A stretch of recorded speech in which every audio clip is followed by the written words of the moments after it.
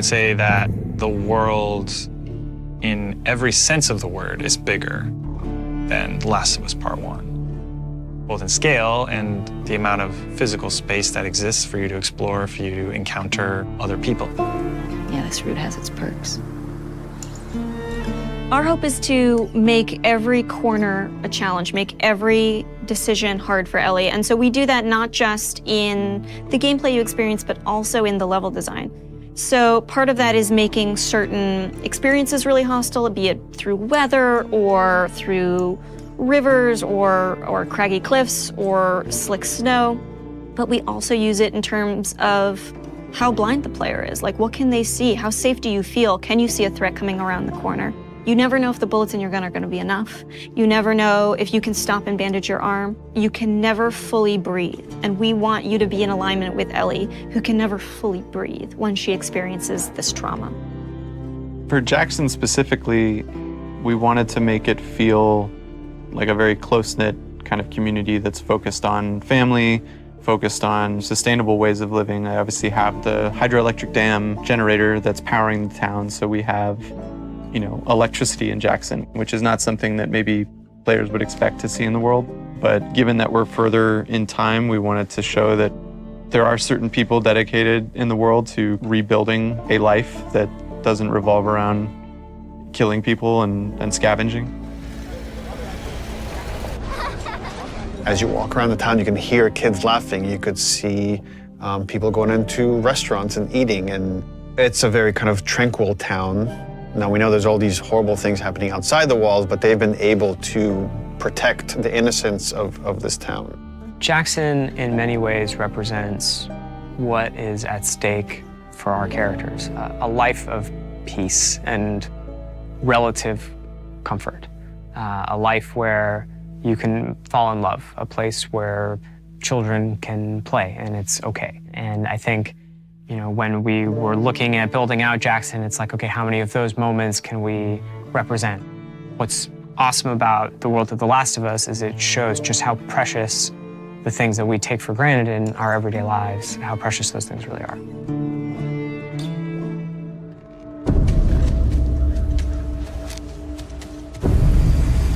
Seattle, compared to Jackson, is very different.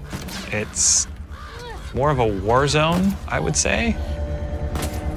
Part of the interesting thing with Seattle or the Pacific Northwest is that there's all this rain and all this foliage and wildlife, and it's this very lush area that if someone were to settle down, it'd be a pretty good place to settle down, just as far as the kind of fruit you can scavenge, the animals you can hunt. And then because it is so lush, because it is so teeming with resources, is why there are multiple factions trying to fight over those resources.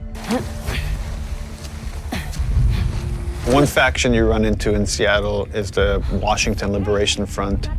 When the outbreak happened, the military took some pretty drastic actions and quarantined parts of the country. And this was their way of protecting the population that has survived this horrendous outbreak. And because of that, it led to a rise of these resistance groups. And in the first game, we saw the Fireflies. And we heard about other groups, and in this game we get to see, here's another group that rose called the Washington Liberation Front, that was able to defeat the army and thereby take over a lot of their equipment. And they're this very militaristic faction.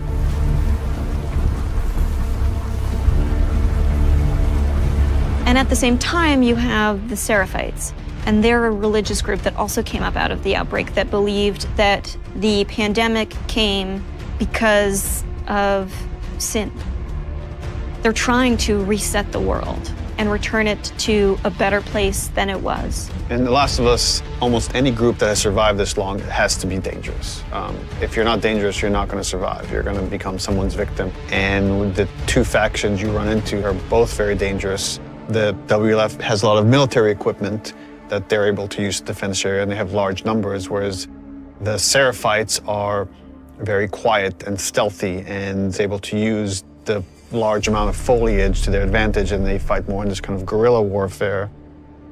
How you deal with them is going to be different because they have different language, they different communication style. The Scars will whistle to each other with this different language. And they have some of the stuff that you have. You have a bow and arrow, they can hit you with arrows and impale you, and you have to pull the arrow out. They have big sledgehammers and melee weapons. The WLF, they have trained dogs that will sniff and attack you. Dogs are a new level of threat that Ellie hasn't had to negotiate before, and hopefully they create a new complicated choice for the player.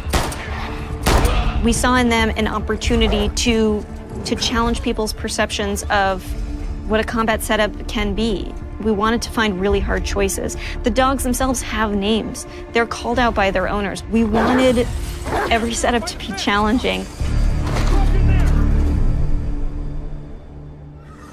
That smell. Looks like Infected did this. How many do you think it would take to bring down a moose? Infected are still a threat in this world. We wanted to take first our basic classes that we had in the first game and say, okay, what's different about them now? So we'll have scenarios where way more runners, like we can have hordes sometimes of runners coming after you, and it might be about just escaping because the odds are just overwhelming. You know, this thing just keeps mutating. There's certain evolutions of Infected that you haven't seen before, certain new classes. There's the Shamblers, which kind of have these exploding acid clouds when you get near them.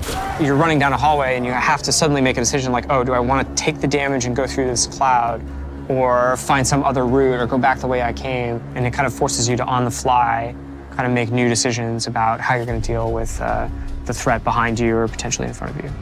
So again, it's about how do we make fighting against Infected intelligent. So when you come on a space, you're listening to audio cues because different classes will make different sounds. If you just go in guns blazing and throw caution in the wind, you could easily get overwhelmed and regret that strategy.